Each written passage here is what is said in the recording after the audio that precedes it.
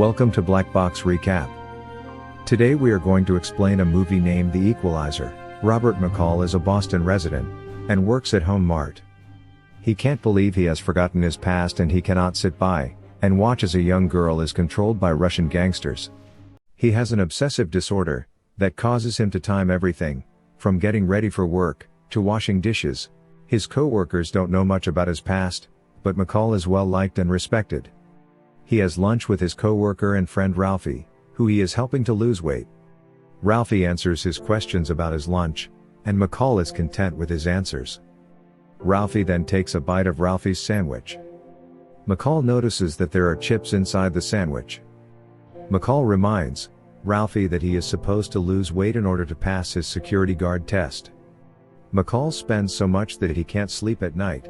He decided to go to a 24/7 local diner to read books and drink tea. He meets Alina, a teenager prostitute, who works under the Terry in the Russian mafia.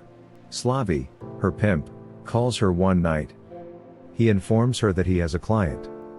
It is the man in limo. McCall sees the girl at the restaurant the next night, and notices that she is covered in bruises. McCall gives her a donut he brought from work. She breaks away her voice, but she was looking very nervous. Although she told her real name is Alina, she introduces herself as Terry. McCall is given a CD she recorded herself singing in hopes of getting his opinion. They walk for a while and talk as they leave the diner. A car pulls up just as they are about to leave the dinner. It's Slavy, and his driver Tevye. Slavy slaps Alina. McCall contemplates interfering, but Alina calls him off. Robert sees that Tevye is holding a gun in one hand. McCall is approached by Slavy, who hands him a business card and suggests that he choose another girl. McCall goes on without seeing Alina for a few nights and becomes concerned about her. McCall was informed by the manager of the restaurant that Alina had been beaten by her pimp Slavy. McCall visits Alina in hospital and talks with Mandy. She reveals that Slavy had hit Alina, and he hit her back. Slavy became mad at her, and made an example of her. Mandy claims that Slavy once threw acid in the face of a girl and keeps her around to remind him not to. His girls are treated like commodities by him.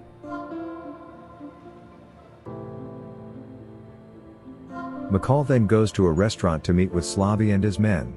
McCall walks into the restaurant's office with an envelope containing $9,800. He offers to free Alina. McCall is laughed at by the goons and Slavy says that McCall makes so much money from Alina's youth that $9,800 would only purchase her 1 month of freedom. McCall's offer is laughed at by Slavy, who suggests that he go home and jerk. McCall almost walks away, but he decides to stay behind and locks the door. He carefully observes the men, taking note of any weapons or other items they might be carrying. The timer is set and he moves to action. McCall is shot in the throat by one of the men. McCall grabs McCall's arm and pulls his gun. The man then spits a shot glass into his eye. The third man is then stabbed by McCall with his knife. He then takes out a corkscrew, and repeatedly stabs Tevye until it gets under his chin. McCall walks over to Slavy and tells him about his body and how he will be dead in just a few seconds. Slavy then asks McCall, "Who are you?" McCall does not answer the question and counts down the seconds until Slavy becomes unconscious and then dies. Robert apologizes. On the other side, Ramar and Peterson, two dirty cops, are dining at Ralphie's mother's restaurant. McCall spots them outside the restaurant, and tells McCall that he would like to report a crime. He brushes them off, and they tell him to dial 911. Then he calls one of their personal cell phones. McCall shows McCall a video of them extorting the clerk at a convenience store, during which they admit to lighting the fire in the restaurant. McCall informs them that they have two options: give the money. Slavy's boss, Vladimir Pushkin, a Russian mafia kingpin and powerful Russian mafia kingpin, sends his enforcer Teddy Renson to track down and eliminate the culprit. Teddy meets Mandy, and questions her about the murder of Slavy. Mandy shares with Teddy what she knows about the black man who came to Alina's hospital. Teddy then kills Mandy. Teddy Renson then tracks down McCall, and visits his apartment pretending to be a police officer. Later, Renson fails in his attempt to capture him. McCall visits Susan Plummer, a former colleague and friend. She uses her resources to provide him with information about Pushkin's operations and provides him with some of her contacts. Plummer informs McCall, too, that Teddy Renson was once a member of the Russian secret police with Spetsnaz training. His real name is Nikolai. McCall traps Frank Masters in his car and he has attached a tailpipe hose to it. Frank finally gives in and takes McCall to a warehouse, where McCall ties them in a room and gives the cops all the money. He then releases all workers and gives them a bonus from Pushkin's money. The police arrive and find Frank, the money and the gangsters. McCall visits Frank's safety deposit box to retrieve some money, passports and a USB pen drive with additional information about Pushkin's operations. It also contains details of Pushkin's current payroll, including politicians, cops, and deputies.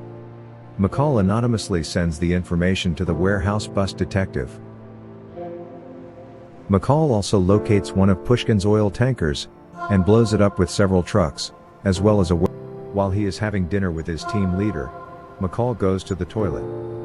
McCall appears in front of Teddy, dropping the sunglasses that were bleeding from his team leader.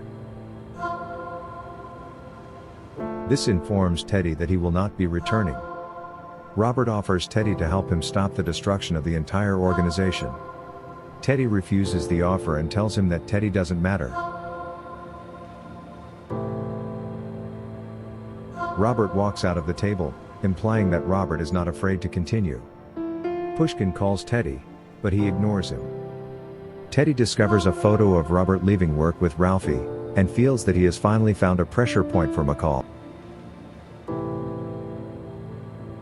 Two men from Teddy take Ralphie and Jenny hostage.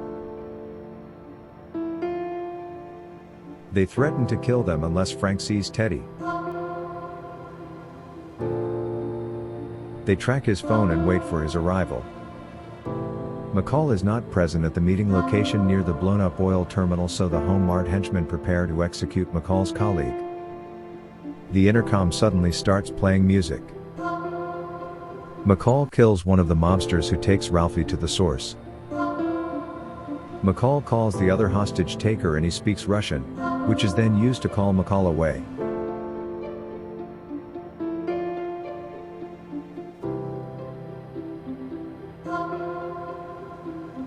He then kills himself. McCall is attempting to locate them, and they are each steadily killed as McCall stealthily moves through the warehouse, setting traps using tools he has found. He hangs one of them with barbed wire, and then stabs the other through the neck. He takes on the largest of the evil guys, and is eventually wounded until he kills him. Ralphie is wounded in the leg and returns to McCall's aid. McCall lures one more of the bad guys to the break room. Ralphie switches the electricity on exactly as instructed.